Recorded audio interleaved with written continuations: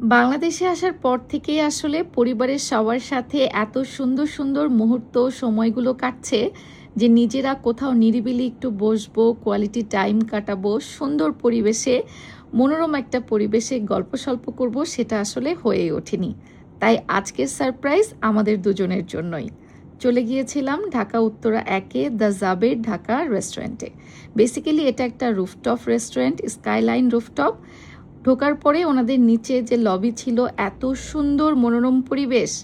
আচ্ছা, প্রথমেই বলে নিই, আজকে কিন্তু আমাদের কাপল কাপল সারপ্রাইজ, মানে আমি এবং সুজন, রোমান এবং বর্ষা, চারজন মিলে চলে গেলাম ওনাদের স্কাইলাইন রুফটপ রেস্টুরেন্টটাতে। আর যাওয়ার পরেই এই সুন্দর পরিবেশটা কাকে না মন ভালো করে দিবে বলেন তো। আর তারপরে আমরা যেহেতু ফোন করে বুকিং করেছিলাম, এত সুন্দর একটা টেবিল ডেকোরেশন করে রেখেছিল, মানে আমার কাছে তো মনে হচ্ছিল কাপল হোক, হাজব্যান্ড ওয়াইফ হোক, ফ্যামিলি নিয়ে হোক বা ফ্রেন্ডস গেট টুগেদার হোক, সব কিছুর জন্যই এই রুফটপ রেস্টুরেন্টটা একদম পারফেক্ট। খোলামেলা নিরিবিলি একটা পরিবেশ, একদম রুফটপে দূর থেকে দেখা যাচ্ছে কিন্তু আমাদের ঢাকা হজরত শাহজালাল যে এয়ারপোর্টের প্লেনগুলো ওঠানামা করছিল, সেই জিনিসটা।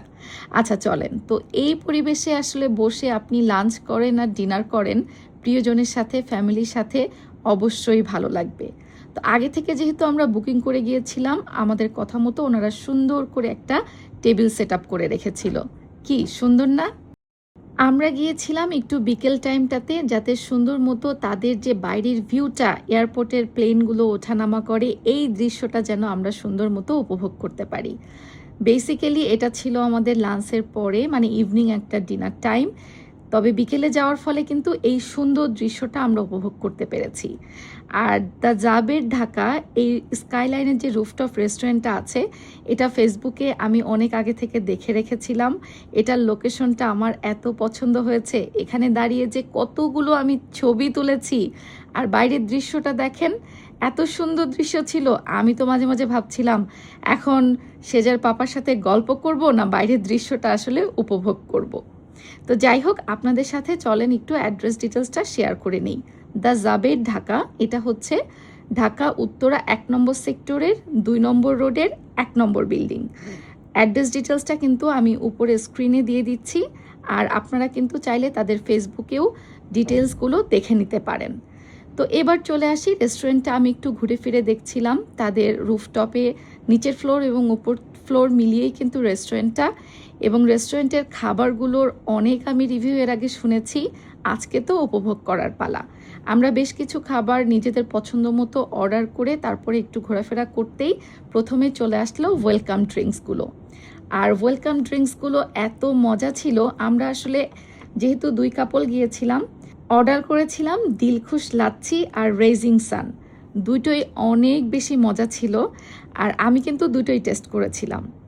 আচ্ছা, এবার আপনাদেরকে বলি, যেহেতু আসলে আমরা বাংলাদেশে আসার পরে নিজেরা একটু সুন্দর মতো টাইম স্পেন্ড করতে চাচ্ছিলাম, এছাড়াও খাবার দাবারের হাইজিন নিয়ে অনেক প্রবলেম হচ্ছে, মানে যেখানেই খাচ্ছি না কেন সেখানেই কিন্তু একটু হাইজিন মেনটেন করে খাওয়াটাই আমরা প্রেফার করছি। তো সেই দিক থেকে দ্য জাবের ঢাকার যাবতীয় অ্যাম্বিয়েন্স থেকে শুরু করে সব কিছুই আমার কাছে ভালো লেগেছে। মানে ইংল্যান্ডে আমরা ঠিক যেরকমটা পাই, একদম সুন্দর মতো সব কিছু প্রফেশনালি করা, খাবারগুলো হাইজিন মেনটেন করা, আর খাবারের টেস্টগুলো কেমন ছিল সেটা এবার আপনাদের সাথে শেয়ার করার পালা। তো ওনারা একে একে আমাদের অ্যাপাটাইজার এবং মেন ডিশ সব কিছু সার্ভ করে দিচ্ছিল। আমরা কিন্তু খুবই মজার একটা স্যুপ ট্রাই করেছিলাম সেখানে, ক্রিম অফ কোকোনাট স্যুপ। এটা খুবই মজা ছিল। এছাড়াও আদার্স যে অ্যাপাটাইজারগুলো ছিল সেগুলো আপনাদের সাথে একটু একটু করে শেয়ার করি। আর মেইন ডিশে কিন্তু আমরা Kashmiri kebab, Turkish Lazeeza kebab, cheesy malai chicken, beef shish থেকে শুরু করে আরও বেশ কিছু আইটেম অর্ডার করেছিলাম, যাতে সবাই একটু একটু করে শেয়ার করতে পারি কোনটা বেশি মজা লাগে। ওনাদের প্রতিটা খাবারই আমার কাছে মজা লেগেছে, আর সব থেকে সুন্দর যে জিনিসটা ছিল ওনাদের অ্যাম্বিয়েন্সটা এবং ওনাদের সব কিছুর প্রেজেন্টেশন। একটা কথা না বললেই না, আমার কাছে মনে হচ্ছিল ওনাদের খাবার কোনো 5 স্টার হোটেলে বসে আমি খাচ্ছি। ইংল্যান্ডে যেমনটা আমরা বিভিন্ন রেস্টুরেন্টগুলোতে পেয়ে থাকি, ঠিক সেভাবে ওনারা সব কিছু সার্ভ করেছিলেন। আচ্ছা, এত তো খাবারের গল্প করে আমার লাভ নাই, এবার আসি আসল গল্পে। যার জন্য এই সারপ্রাইজ আয়োজনগুলো করেছিলাম তার কতটুকু পছন্দ হলো সেজার পাপার কিন্তু সুপি জাতীয় জিনিস খুবই পছন্দ, আর ক্রিম অফ কোকোনাট স্যুপটা তার কাছে নাকি জাস্ট ইয়ামি লেগেছে। স্যুপের মধ্যে সব ইনগ্রিডিয়েন্টসগুলো ছিল একদম ভরপুর, ক্রিমি একটা টেক্সচার, মুখে দেওয়ার পরে আপনার কাছে মনে হবে যে সামথিং ডিফারেন্ট। আর সবগুলো খাবার মেনু একসাথে সার্ভ করার পরে আমরা তো আমাদের আর্লি ডিনার বলতে পারেন শুরু করে দিয়েছিলাম। যেহেতু বাচ্চা কাচ্চারা ছিল না, আমরা 2 কাপল খুব সুন্দর মতো একটা কোয়ালিটি টাইম স্পেন্ড করতে পেরেছি। আচ্ছা, ওনাদের যে নান ছিল 2 রকমের, এই 2টা নান আমার কাছে বেস্ট লেগেছে। এই নানগুলোর মধ্যে একটা ছিল অ্যারাবিয়ান স্পাইসি নান, আর একটা ছিল চিজ নান। উপর থেকে চিজগুলো দেওয়া আর স্পাইসিগুলো দেওয়া ছিল যে অ্যারাবিয়ান নানটাতে, দুটোই ছিল অনেক মজার।